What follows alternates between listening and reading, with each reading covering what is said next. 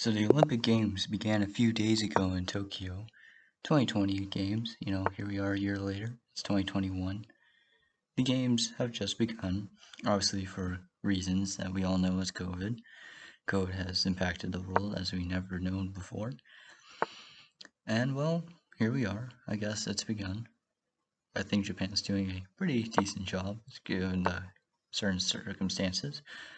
Of course, there's still a lot of controversy around it if the game should have begun. Obviously, some athletes got in sick, especially with the Delta variant spreading around. I think in one of the recent polls, about 60% of people in Japan did not want the games to happen because of COVID. But I think it's a nice step that we're taking towards, I guess, normalcy. The Olympics are very important. It's kind of more of a symbolistic thing, this thing of international community that we as a people, as humanity, we can overcome disease and the virus. I think that's nice.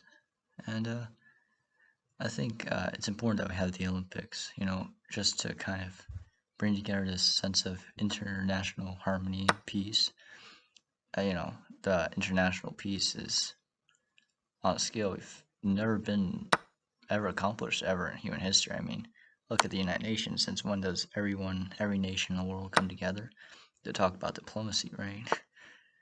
That was not a thing. Like even 100 years ago, it's not that big. Obviously they tried the League of Nations about 100 years ago. It didn't really work out. Yeah, that was during the times between the World War One and World War Two. Obviously, not the greatest amount of diplomacy was a thing, not a thing.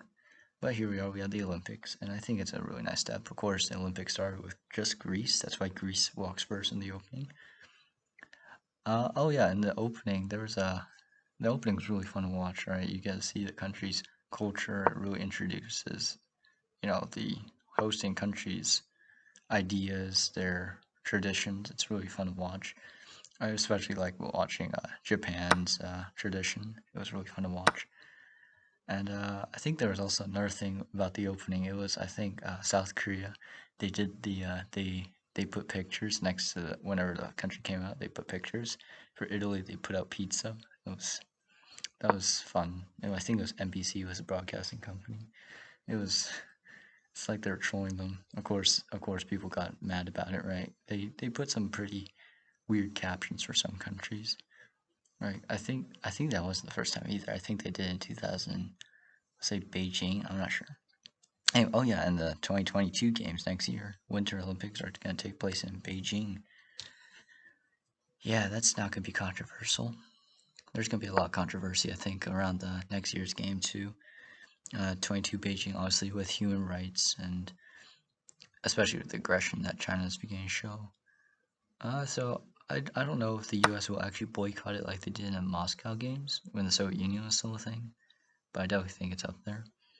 2024 games, obviously Paris and Los Angeles is 2028. I forget what game is going to be in 2026, but I know 2028 is Los Angeles, and I'm excited for that one. I'm thinking maybe I should go there. I mean, that's still not 7 years, but I should probably go to the Los Angeles games.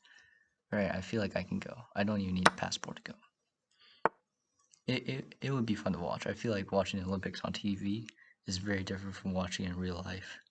Obviously, right? I don't know how expensive it is to go and watch though. I feel like it'd be pretty expensive. It's just an international game. World's best of the best. There's a 12-year-old playing ping pong. That makes me feel really good. A 12-year-old showing me up. I would lose to in ping pong to a 12-year-old. Of course, no hard feelings. 12-year-old is very strong. Obviously playing for Japan. Smallest, youngest, not smallest. Well, maybe smallest. No. Yeah, youngest Olympian. Very, very big. Ah, man, 12-year-old, not even a teenager. That's crazy. When I was 12-year-old, I was just trying to find ice cream or something. Just trying to get through elementary school, I think. Or was I in middle school? I don't even remember. Yeah, but it makes me feel really accomplished in life. Anyway, Japan. I don't know Japan. actually has that many gold medals or medals in the Olympics. Obviously, the United States has the most Olympic medals, almost twice of that. Germany, UK, which is second, third-ish. Norway actually has the most Winter Olympics medals, which I guess I'm not that surprised at. I mean, Norway is cold. Imagine Norway held the Summer Olympics. That would be awful. Imagine just like doing track and snowing. That would be new. That would be fun to watch. I might just go to Norway if they ever host the Summer Olympics. That would be a sight to see. Obviously, the U.S. has one of the most Summer Olympic medals. That's how they get all their medals. U.S. has a lot of athletes. They train very hard. I one time saw the Olympic bus in Colorado. That was fun to see. Yeah, Colorado is a great place to train for, especially Winter Olympians. Very high altitude. Yeah, so next Winter Olympics is next year in Beijing. Don't forget that. And next summer one is in Paris, 2024. That's the year after I graduate. Maybe I'll take a gap year just to see the Summer Olympics in Paris. I look forward to the Paris one and Los Angeles. Yeah, and actually, so Union actually has the second most medals in history. Also, we know what happened. They dissolved in 1991. I wonder if, especially in the 20th century, if there's a lot of like steroids that are used by the Soviets, even in the Americans. I don't know. Maybe another Neil Armstrong. I don't know. And also, what I think is interesting is how in today, like there's some countries like North Korea, they'll send their athletes. The athletes don't do well, they like get punished. But I think it's kind of sad, you know what I mean? And also, especially since sometimes North Korea and South Korea make a Korean team, which I think is nice. It's an international harmony thing. They can maybe have a chance of reunification. It'd be good to see. Obviously under South Korea, not North Korea. If the Koreans got united under Kim Jong Un, he would become a lot stronger. Let's be honest. He gets 5G, all the technology. He gets control of BTS and K-pop. That's not gonna be fun. That's not gonna be fun to see. What if Kim Jong Un gets becomes a stand for K-pop? What if that happens? That's a disturbing thought, isn't it? It's never gonna leave your head. Kim Jong-un likes K-pop. That's why he doesn't let anyone else go on the internet, so that he can be the #1 fan of BTS in North Korea. That is the entire reason he doesn't let anyone on the internet. Just let that sink in. Just let it sink in. Anyway, I was talking about the Olympics. Yeah, just to become an Olympian, you have to train your whole life. And then you can retire, but I guess you make a lot bit of money. But obviously a lot of them run or they compete because they like the sport and they're good at it. I think competition is nice. Sport is a good way to come together.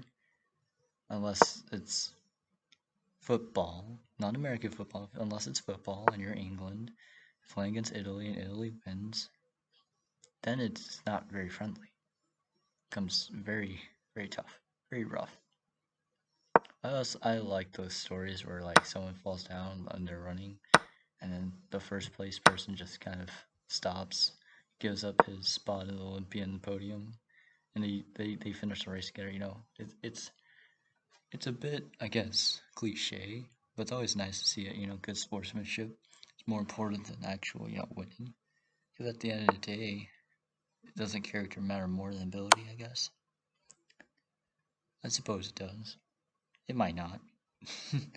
I would assume it would though, because those are always the stories I remembered.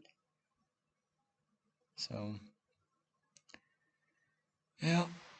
Another, I think, famous Olympian story is I forget the name of it. It's Unbroken. I think it's about the World War II. He gets captured by the Japanese. He was a former Olympic track right track medalist. I think I forget his name. He was an American soldier. He got captured by the Japanese. It's a famous movie. I think it's called Unbroken. But yeah, it's a good movie if you ever want to watch a good movie. That's a good movie. That's my movie recommendation. Anyway, moral of the story is the Olympics are cool. I'm gonna go watch it, and so should you.